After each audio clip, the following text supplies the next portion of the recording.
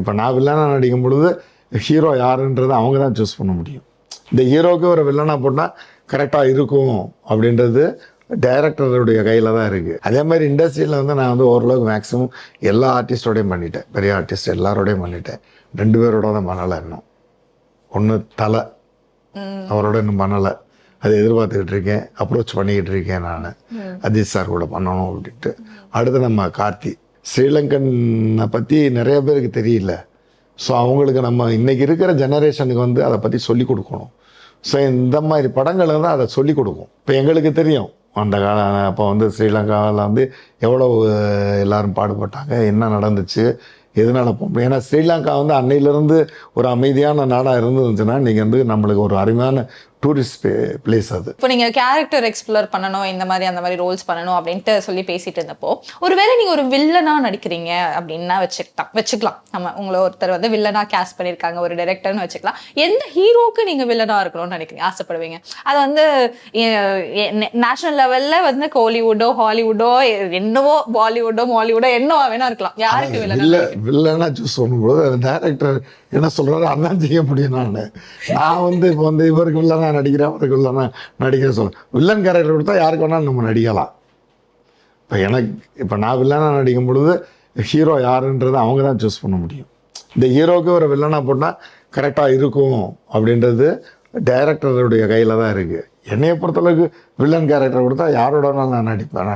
நான் villain character பண்ணணுன்னு தான் நான் நினச்சிக்கிட்டு இருக்கேன். ஒரு வில்லன் கேரக்டர் பண்ணலாம் அப்படின்னா ஏதாச்சும் படங்கள் அமைச்சுன்னா கண்டிப்பாக பண்ணேன். அதே மாதிரி இண்டஸ்ட்ரியில் வந்து நான் வந்து ஓரளவுக்கு மேக்ஸிமம் எல்லா ஆர்டிஸ்டோடையும் பண்ணிட்டேன். பெரிய ஆர்டிஸ்ட் எல்லாரோடையும் பண்ணிட்டேன். 2 பேரோட தான் பண்ணலை. இன்னும் ஒன்று தலை, அவரோட இன்னும் பண்ணலை. அதை எதிர்பார்த்துக்கிட்டு இருக்கேன், அப்ரோச் பண்ணிக்கிட்டு இருக்கேன். நான் அஜித் சார் கூட பண்ணணும் அப்படின்ட்டு.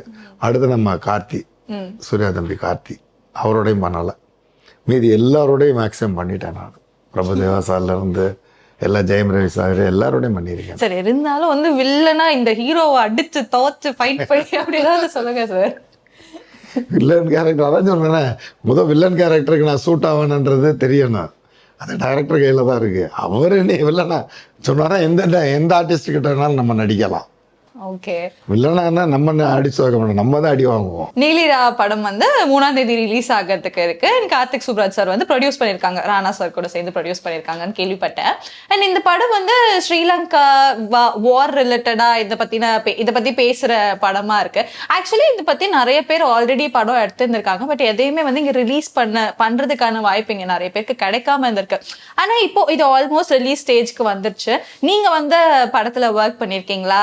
ஷூட்டிங் ஸ்பாட்ல என்ன நடந்துச்சு அப்படின்ற எக்ஸ்பீரியன்ஸை பற்றி சொல்லுங்க. ஆக்சுவலாக அதில் ஒரு சின்ன கேரக்டர் பண்ணிடுறேன். ஃபஸ்ட்டு எடுத்ததுமே என்னுடைய ஃபேஸில் தான் படமே ஆரம்பிக்கும்.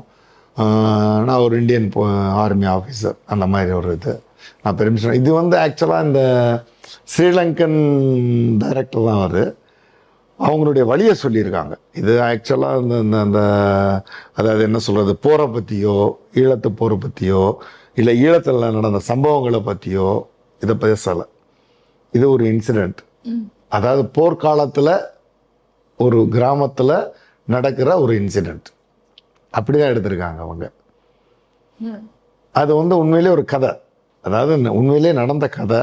அதை வந்து ஆர்மி பேஸில் எடுத்திருக்காங்க. அந்த நேரத்தில் ஆர்மி ஒரு இடத்துக்கு போனாங்கன்னா அந்த வீடுகளில் என்ன நடக்கும் அப்படின்றத வந்து அந்த வீட்டில் ஒரு அதை நீங்கள் படம் பார்த்தேன், அது சொல்ல முடியாது, படம் பார்த்தா தெரியும். இது வந்து மற்றவங்க நினைக்கிற மாதிரி, அதாவது இன்னைக்கு ஸ்ரீலங்கன் இது வந்து நிறைய பேர் உங்களுக்கே தெரியுமான்னு எனக்கு தெரியல.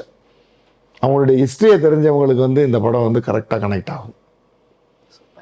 அவங்களுடைய ஹிஸ்ட்ரியை வந்து எல்லோரும், ஏன்னா இந்த ஜெனரேஷன் அதைத்தான் ஒரு நேற்று ஒரு டைரக்டர் கூட, பெரிய டைரக்டர் கூட சொன்னார், ஸ்ரீலங்கனை பற்றி நிறைய பேருக்கு தெரியல.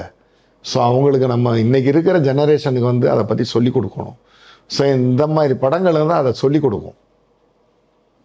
இந்த மாதிரி படங்களை வந்து அதை சொல்லிக் கொடுக்கும். இப்போ எங்களுக்கு தெரியும் அந்த காலம், அப்போ வந்து ஸ்ரீலங்காவில் வந்து எவ்வளோ எல்லோரும் பாடுபட்டாங்க, என்ன நடந்துச்சு, எதனால் போகும். ஏன்னா ஸ்ரீலங்கா வந்து அன்னையிலேருந்து ஒரு அமைதியான நாடாக இருந்துச்சுன்னா நீங்கள் வந்து நம்மளுக்கு ஒரு அருமையான டூரிஸ்ட் பிளேஸ் அது. நான் இங்கேருந்து ராமேஸ்வரத்துலேருந்து கரெக்டாக 3/4 மணி நேரத்தில் போயிடலாம். நம்ம பெரிய லெவலில் ஒரு டூரிஸ்ட் ஸ்பாட் ஆகிருக்கும். அவங்களும் பெரிய லெவலில் டெவலப் ஆகியிருப்பாங்க. இன்றைக்கி வந்து எல்லோரும் சிங்கப்பூரில் போய் இண்டஸ்ட்ரி போட்டிருக்க மாட்டாங்க. ஏன்னா அவனுக்கு இந்தியன் மார்க்கெட்டு தான் மெயின் மார்க்கெட்டு. ஜப்பான் எல்லாருக்குமே. ஸ்ரீலங்கா அந்த அளவுக்கு டெவலப் ஆகிருக்கும். பட் அது இல்லாமல் போயிடுச்சு பிகாஸ் ஆஃப் அந்த இன்டர்னல் பாலிட்டிக்ஸ்னால. ஸோ அது நடந்த விதங்களே வேறு. அது யாருக்குமே தெரியாது, அந்த ஹிஸ்ட்ரியை பற்றி யாருக்குமே தெரியாது.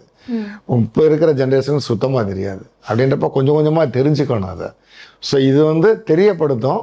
பட் நீங்கள் நினைக்கிற மாதிரி ஒரு வார் சம்மந்தப்பட்டோ இல்லை அங்கே நடந்த பொலிட்டிக்கல் சம்மந்தப்பட்டதோ படமே கிடையாது. ஓகே, வாழ்வியல் சம்மந்தப்பட்டது இது. ஸ்ரீலங்கன் வாழ்வியல் சம்மந்தப்பட்ட படம். இது எல்லாருக்குமே டச்சிங்காக இருக்கும் அந்த படம். இது எல்லோரும் போய் தியேட்டரில் போய் பாருங்கள். நான் ஒரு சின்ன கேரக்டர் தான் பண்ணியிருக்கேன் நான். ஆனால் படம் நல்ல படம். ஒரு வாழ்வியல் சம்மந்தப்பட்ட ஒரு த்ரில்லராகவும் இருக்கும். ஒரு அதாவது நம்ம சொல்கிற மாதிரி, நீங்கள் சொல்கிற மாதிரி இப்போ ஸ்ரீலங்கா பற்றி கம்ப்ளீட்டாக அப்ரப்டாக எடுத்தோம்னா நம்ம இங்கே ரிலீஸ் பண்ண முடியாது தான். இல்லைன்றது கிடையாது, எல்லாருக்குமே தெரிஞ்ச விஷயந்தான். அந்த மாதிரியான படங்கள் கிடையாது இது.